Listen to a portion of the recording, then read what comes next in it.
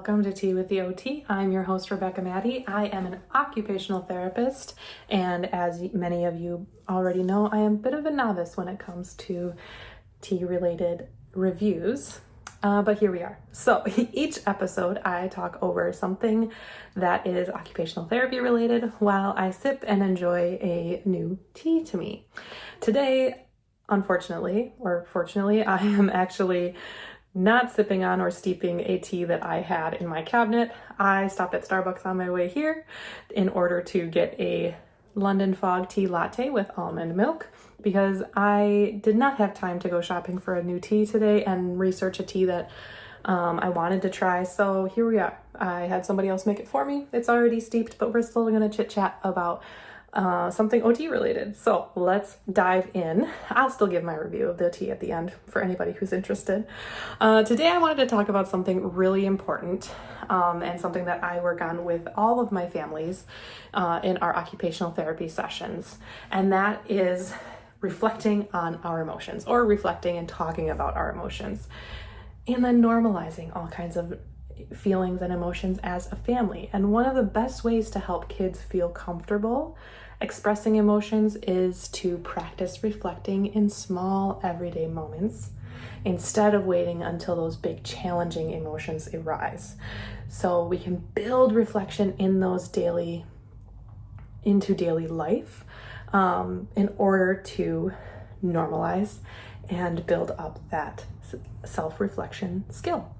So for example, this kind of looks like just asking how a child feels about something as simple as breakfast. How did your breakfast make you feel today? You looked like you really enjoyed it. Is that how you felt? Or something like, I noticed while you were dancing, you looked so happy today. Both of those things I do model recognizing a child's body cues and then labeling the emotion.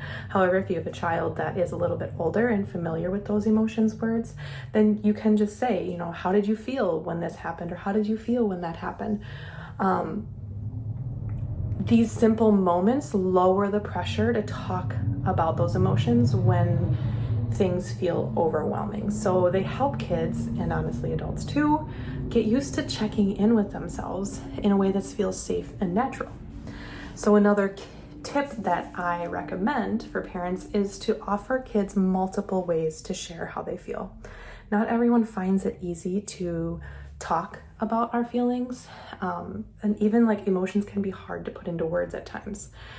So trying things like using colors to indicate different feelings, like the zones of regulation, where red, yellow, green, blue all indicate different emotions that someone might feel in their body.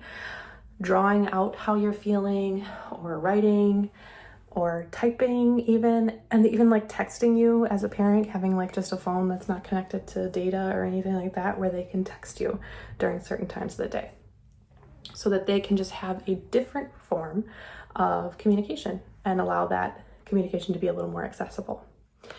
Giving more than one option makes it easier for kids to share in a way that feels comfortable and reduces the pressure that can come with being vulnerable. Because that's really what it boils down to. When we are asked to share our emotions with other people, that puts us in a state of vulnerability where we tend to want to push back and we feel scared and I don't like this feeling, it's uncomfortable. But if we can start to normalize it, it'll start to become easier and easier. One of my favorite tools to use with families actually comes from the website Tools to Grow OT, and it's just a calendar with little images, black and white images in each day, and then kids are asked to designate a color for each emotion that they know of or that they can label, like blue for sad or green for happy, and then each day you come in, you check in, and you color in the little image with how you were feeling that day. Basically, what we want to do is lower the pressure that's associated with sharing our feelings, because let's face it, like I said, being vulnerable is a hard thing to do, even when you're with your safe person. So finally, it's important to take a step back from parenthood and reflect on how we as the adults share our emotions. So do you feel confident in how you share your emotions with the people around you? Or is it something you're still working on too? Be open with your kids about that, because, you know, as their age allows in their understanding, let them know that even as adults, we are learning how to express ourselves in healthy ways. So as an example of this, when I do have a meltdown moment with my son, I will say something like, I am really sorry I yelled. I know my yelling made you feel frustrated. I was feeling really nervous about being late today. If you couldn't tell, this was in reference to getting ready in the morning and potentially being late for the bus. So if that is an area that is a challenge for you, just reflecting and showing them, you know, recognizing that I can apologize for how I reacted in the moment to his behavior, and I can still share how I felt during my big reaction. It's a work in progress. He's 4, so it really just, we usually end the conversation there, or we hug it out, and then we move on with our day.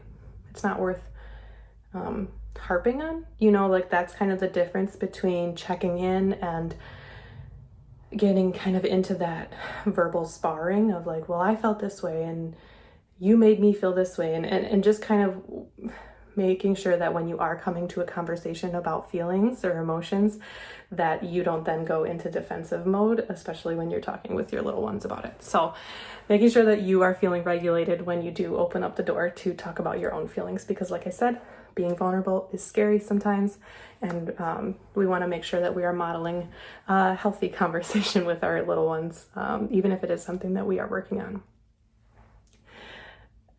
I say all of this because the thing is, our kids are always watching us. They absorb more from what we do than what we say, honestly. So if we want them to be comfortable expressing emotions, we need to be able to model how we want them to come to express their emotions with us. All right, so the tea obviously was ready long before this conversation started, but I'm going to give it a little taste test and a rating for you guys. Top notch. London Fog is one of my favorite teas, and I feel like there's just always something about when you get a tea or some sort of warm drink that's made for you, it makes it taste that much better. So back to our topic for the day. I'd love to hear your thoughts on how you encourage emotional reflection in your family. Let me know in the comments or shoot me a message. And if you have a tea recommendation, please send it my way, because I'm always trying to look for something else to try next time. Thanks for sharing this cup of tea with me today, and until next time, cheers.